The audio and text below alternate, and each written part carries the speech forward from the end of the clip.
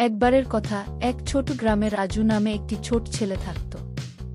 তার একটি লোমশ বিড়াল ছিল, নাম মুটি। একদিন রোদেলা সকালে রাজু আর মুটি সিদ্ধান্ত নীল জঙ্গলে যাওয়া। জঙ্গলে ঢুকতেই তারা পাখিদের গীত ও পাতার জোর পড়ার শব্দ শুনতে পেল। ওয়াও মুটি, কি সুন্দর ফুলগুলো! রাজু চিৎকার করল। মুটি আনন্দে গর্জন করে প্রজাপতিদের পেছনে ছুটল।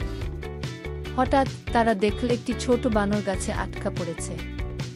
ও না, আমাদের তাকে সাহায্য করতে হবে, রাজু বলল। মুটি গাছে উঠে গেল, তার তীক্ষ্ণ নখ ব্যবহার করে।